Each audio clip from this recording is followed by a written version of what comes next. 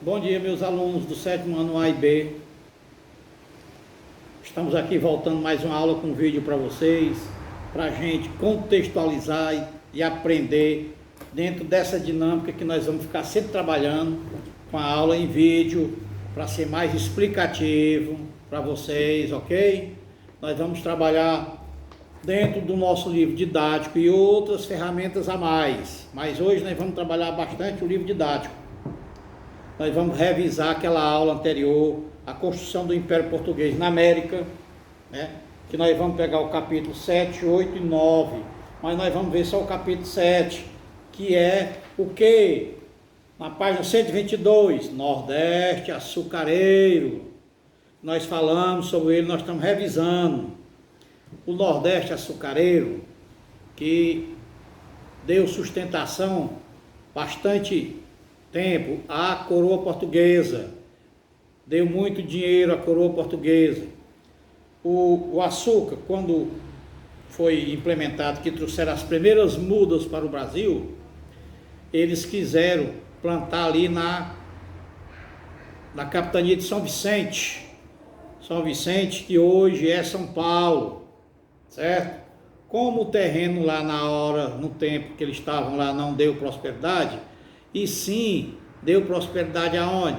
Aqui na costa nordestina, principalmente em dois estados. Qual deles, professor? Pernambuco e Bahia. Os dois estados que tiveram as maiores produção de açúcar para a coroa portuguesa. E esse açúcar era quem dava sustentação da colônia para lá, porque ainda não tinham descoberto minério, ainda não tinham descoberto, sertões adentro, os estados das Minas Gerais, ou seja, aquelas cidades como Diamantina, né? Tiradentes, que depois passou a ser, que era Ouro Preto, Mariana, que teve até o desastre ecológico lá, assim, vamos lá. E nós vamos também tentar compreender a razão que levaram a coroa a incentivar a produção de cana-de-açúcar, como eu já falei, né? É conhecer a existência de outros produtos, além do açúcar colonial. E avaliar, né, a União Ibérica. Olha aí, aquela uniãozinha que eu falei, que Portugal teve um problema de morte dos seus reis e não teve descendência direta de sangue azul. Quem foi que ficou? A Espanha, que tinha o sangue azul lá da descendência portuguesa. Então, a própria rainha de Portugal, do rei Henrique, depois a rainha, se tornou rei de Portugal, né? E da Espanha, que era a União Ibérica. Ok, gente? E o açúcar, que nós vamos falar dele aqui, até hoje tem uma predominância muito boa para o Nordeste, né? Que nós temos aqui o quê? O álcool hoje, o açúcar deixou para lá, mas a cana-de-açúcar produz o álcool, que hoje é um dos combustíveis que não polui o mundo, beleza? Foi descoberto, como eu falei para vocês, quando? Na crise do petróleo da década de 80, 70, 77, final da década de 70 para 80, a crise do petróleo mundial. Aí teve a descoberta do álcool, aqui no nosso Brasil, certo, gente? E Portugal não tinha outro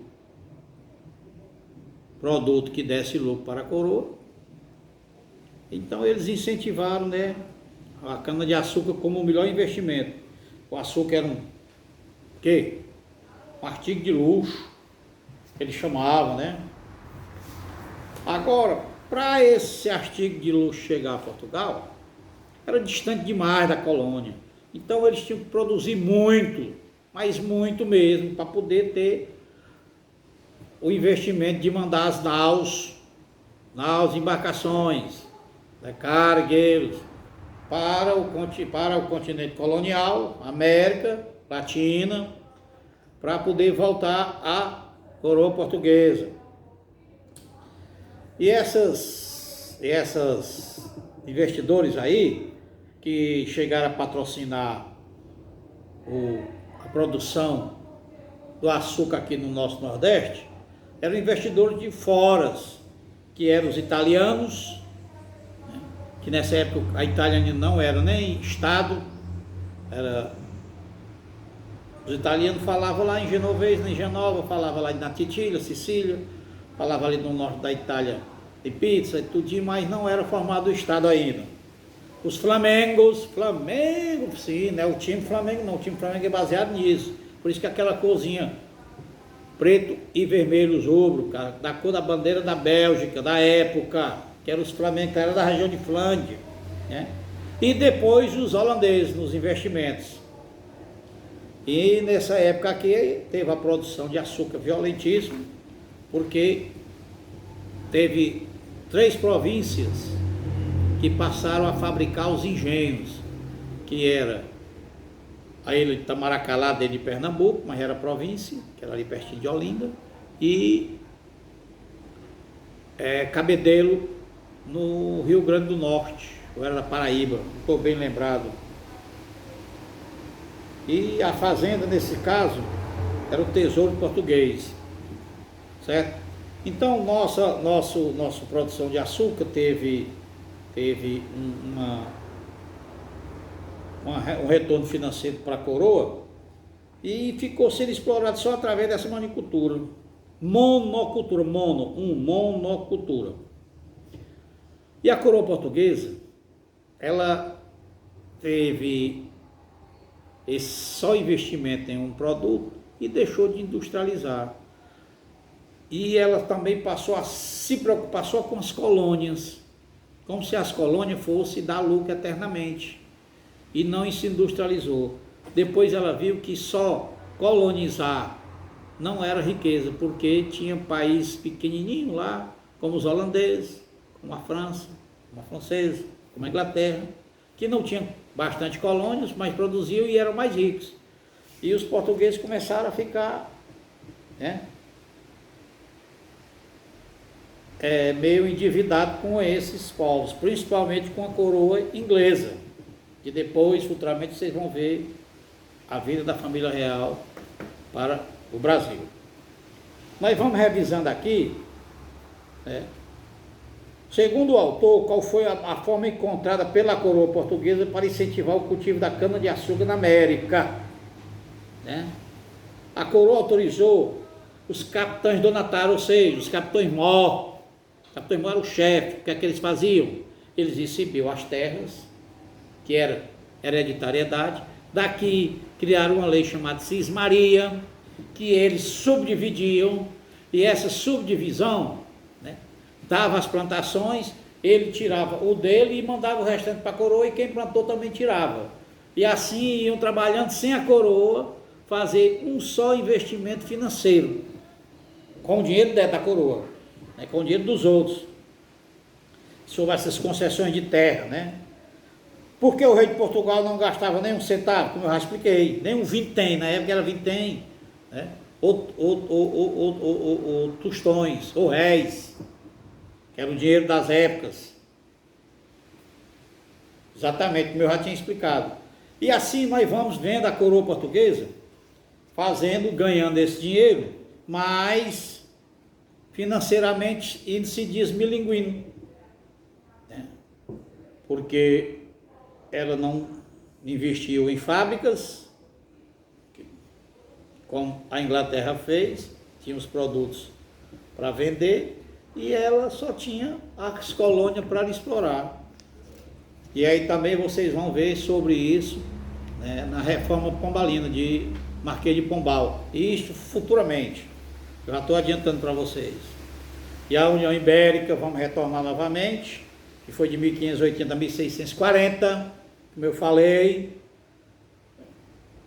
sobre a junção das duas coroas, portuguesa e espanhola, somente a coroa espanhola que ficou no domínio, e aí passou nada mais que nada menos 40 e poucos anos de união. E sobre essa união, Portugal teve uma cedência, porque teve investimento. Era um investimento bem administrado pela coroa espanhola, mas dando rendimentos também aos seus compatriotas, os portugueses, certo? Nós tivemos aqui no Nordeste os domínios dos holandeses. Os holandeses, eles se instalaram aqui para a exploração de cana e conquistaram algumas províncias. Uma delas foi de Olinda e a outra foi aqui no Ceará. Aqui no Ceará nós tivemos o Forte Schönisburger, Matias Bake, ok?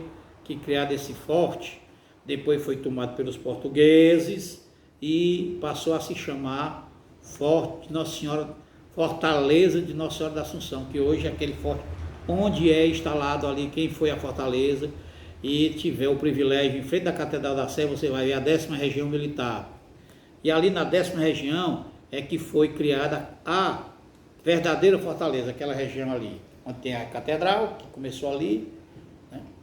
O forte, em frente tinha as praças, tinha um pelourinho para mostrar a denominação de poder, e assim foi criando a nossa capital, chamada Fortaleza de Nossa Senhora da Assunção, hoje só Fortaleza.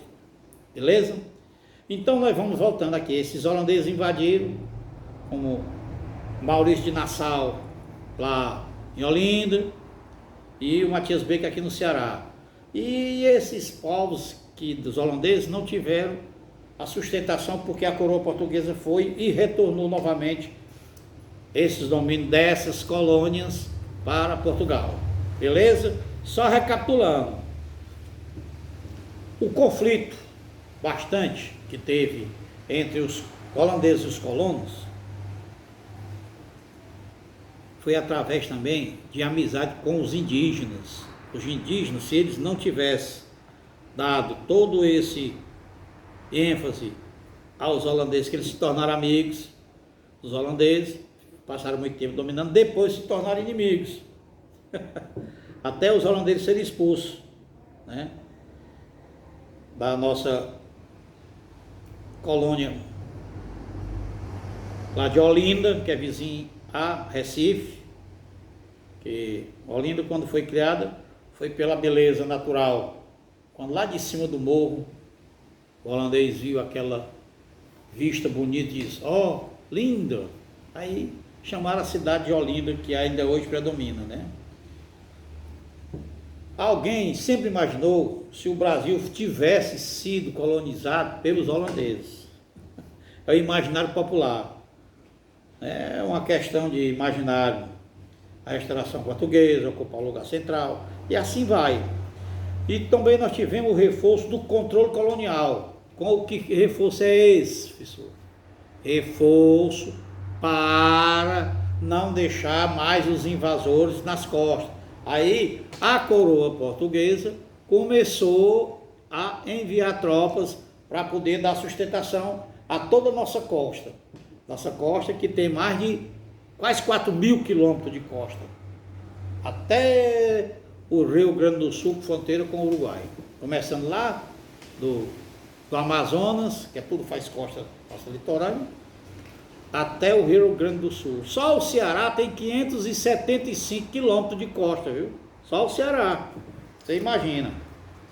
Então, nós vamos correlacionar e nós vamos fazer uma atividade relacionada sobre, novamente, a produção da cana-de-açúcar. Na página 133, vocês vão ver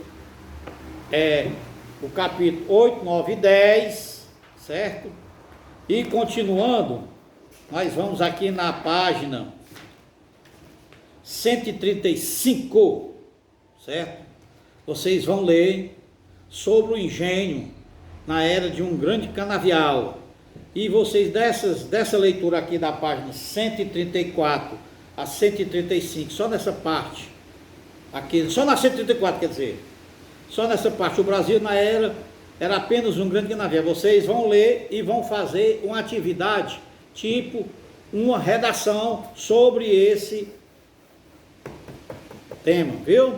Para vocês começarem a aprender a fazer redação, que vocês vão começar a ser cobrados no 8º e no 9º. E nós vamos fazer só uma pequena redação, uma análise Vocês vão ler e vão fazer essa interpretaçãozinha com suas palavras. Não precisa ser bem dinâmica não, ok? Sucinta, pequeno mesmo, apenas 15 laudas, 15 linhas, né? Ok? Pois um abraço para vocês, até a próxima aula. Felicidade!